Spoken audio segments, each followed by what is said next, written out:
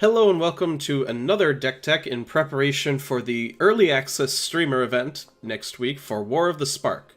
I will be playing that event with the account provided to me and stocked by Wizards of the Coast, so that should be a lot of fun.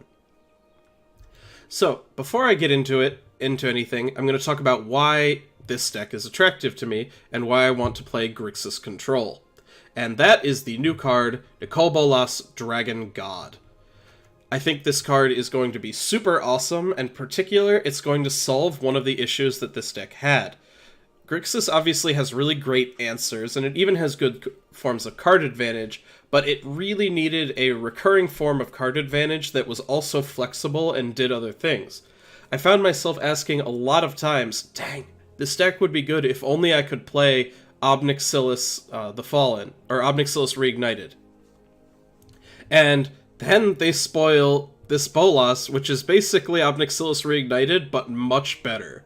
A more flexible and more powerful down tick, a better +1, guaranteed 2 for 1 instead of draw 1 and lose a life, and even a better ultimate, which is something else. I don't know how often the static ability will come up, but if it ever does, it's just going to be absolutely amazing. So, Ballast Dragon God, absolutely bonkers. Any deck that can put together a decent shell to surround that card is going to be very powerful. Before I get into the rest of the new cards, I'll just go ahead and run through the old standards that we're playing. Search for Azcanta, Treasure Map, these are our forms of card advantage. We can stick them early and gradually use them to get ahead. I love both of these cards, I think they're both great. Moment of Craving and Thought Erasure. These are our ways to interact early. Moment of Craving to shut down aggro decks. Thought Erasure to rip up someone's hand, and also filter cards for ourselves. A recurring theme in this deck is the importance of card filtering. Any control deck where we're going to be playing in best of one is going to have a lot of dead cards, depending on the matchup. For instance, Moment of Craving against control decks, or what have you. And so, being able to get rid of cards like that and turn them into cards that are useful is hugely important, and so we have a bunch of ways to do that. Sinister Sabotage is the 3-mana counterspell that I'm running with. I figured we want some amount of hard counters. We want to be able to unconditionally answer problematic things. And it also has Surveil, which, as I mentioned before, card filtering seems really good. I could see this not being the card that we want. This card hasn't been popular for a while, but I think that might just be because everyone plays Esper Control and Absorb is kind of better. Cry of the Carnarium is our only sweeper. I think it should be fine. It shuts down aggro decks really well, and the fact that we have ways to pick off problematic big creatures all over the place in our deck should be okay as long as we can sweep up armies of little ones. Bedevil, extremely flexible card, can take out all sorts of problematic things. Yeah, I think this card is quite good, and just the decks that can cast it haven't been. Could be wrong, though. Bolas the Ravager was the reason to play Grixis up until now. This card is guaranteed card advantage, a solid and efficient body, and an unbeatable late game all in one. I really think this card is very good, and again, just the cards around it haven't been up until now. And finally, Chemister's Insight. This is our card draw spell, and notably it is also a card filtering spell, as I said. Being able to draw 2 cards is already pretty good, but then afterwards being able to turn a dead Moment of Craving or an extra Search for Azcanta into 2 more cards is even better. It's possible that this deck needs more of these, but I had to cut something to make room for all of the new weird stuff that I'm playing with, so for right now I'm down to 2. So, as we get into the new cards, I'll put in a disclaimer. I think this is the most experimental of the decks I'm playing. I'm trying a bunch of stuff, and I don't necessarily know if any of it's good, and so it's very likely that I'm going to walk into this streamer event and just get smushed every game I play with this. But if you've ever tested a control deck on day 1 of a format, that's just kind of how it goes. You don't know what threats people are playing yet, so you can't pick the right answers. But that won't stop me from trying. So, probably the greediest card that I'm playing is Mobilized District. In the past, control decks have really liked having access to Mutavault. It did a lot of what they wanted a land to do. I don't know if we're able to play this card, since Bolas has 5 colored mana symbols in his casting cost.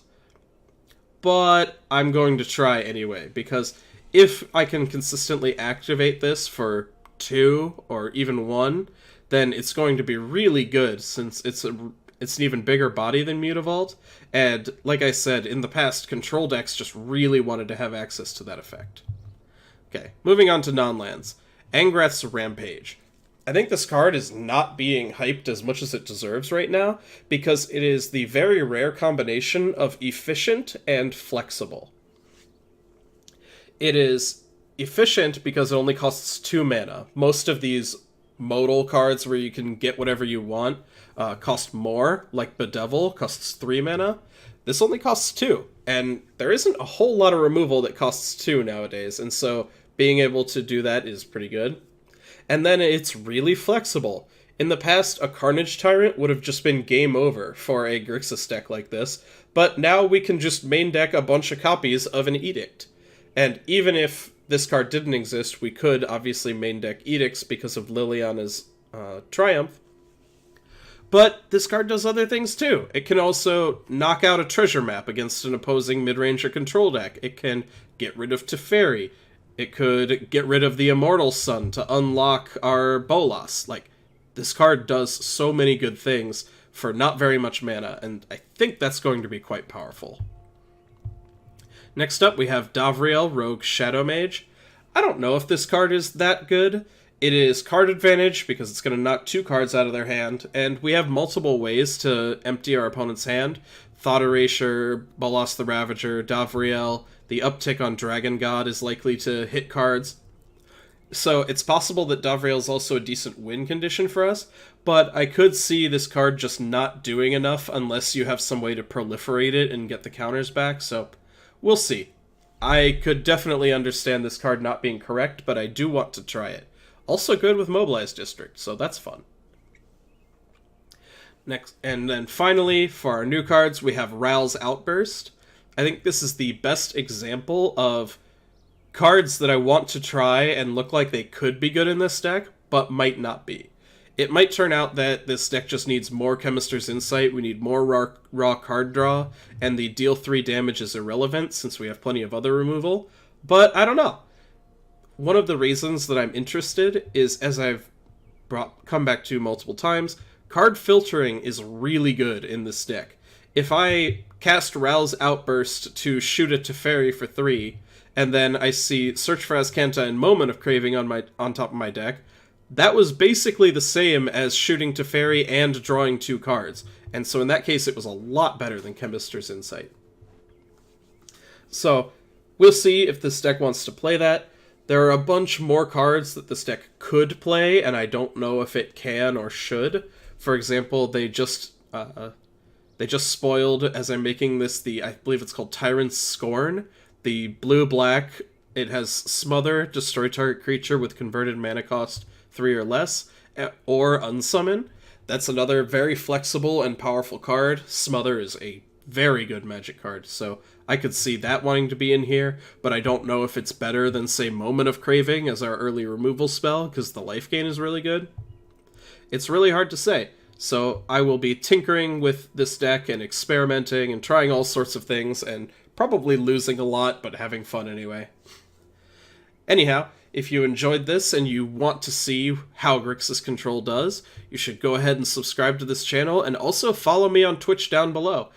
Next week, 10 a.m. Eastern Time on Tuesday, I will be streaming that early access event, and hopefully playing a lot of dirtily garbage that gets us killed.